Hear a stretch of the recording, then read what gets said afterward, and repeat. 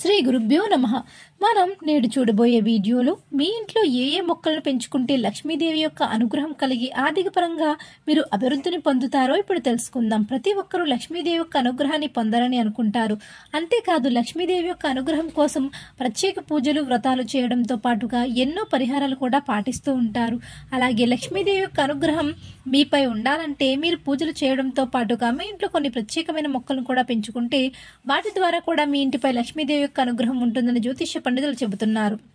అటువంటి మొక్కలు ఏమిటో ఇప్పుడు తెలుసుకుందాం.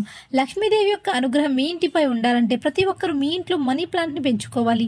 అలాగే మనీ ప్లాంట్ని మీ ఇంట్లో నేల మీద పాకుతూ ఉంటే మీ ఇంట్లో లక్ష్మీదేవి అనుగ్రహం ఉండదు. అందుకే మనీ ప్లాంట్ని ఎప్పుడూ నేల మీద పాకనివ్వకూడదు.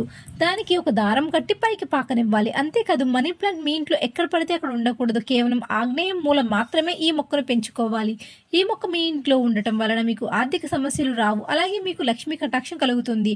మీ ఇంట్లో ఎప్పటికీ ఆర్థిక సమస్యలు రాకుండా మీకు అదృష్టాన్ని కలిగించే కొన్ని రకాల మొక్కలు ఇంకా ఉన్నాయి. అవి ఏమిటంటే 1 కృష్ణ తులసి, లక్ష్మీ తులసి, కర్పూర తులసి. ఈ సమస్యలన్నీ ఈ 3 మొక్కలను మీ ఇంట్లో పెంచుకుంటే ఆర్థిక సమస్యలన్నీ పోతాయి. అలాగే కర్పూర తులసి అంటే శ్రీమన్నారాయణకి ఎంతో ఇష్టం. ఈ కర్పూర తులసి దళంతో శ్రీ మహావిష్ణువుని పూజిస్తే మీకు లక్ష్మీదేవి యొక్క అనుగ్రహం కలిగి మీరు అష్టైశ్వర్యాలను పొందుతారు.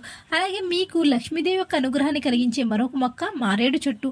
ఈ చెట్టును మీ ఇంటి దగ్గర నాటి ప్రతిరోజు దానికి చెంబుడు నీళ్లు పోస్తే మీకు లక్ష్మీదేవి అనుగ్రహం కలిగి మీకున్న ఆర్థిక సమస్యలన్నీ తొలగిపోతాయి.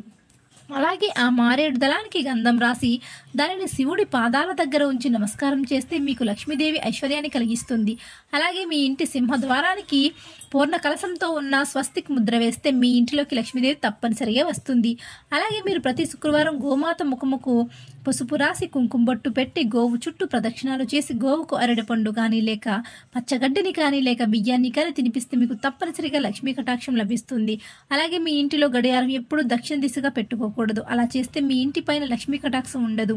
అందువల్ల ప్రతి ఒక్కరూ గడియారాన్ని ఎప్పుడు దక్షిణ దిశగా పెట్టుకోకండి.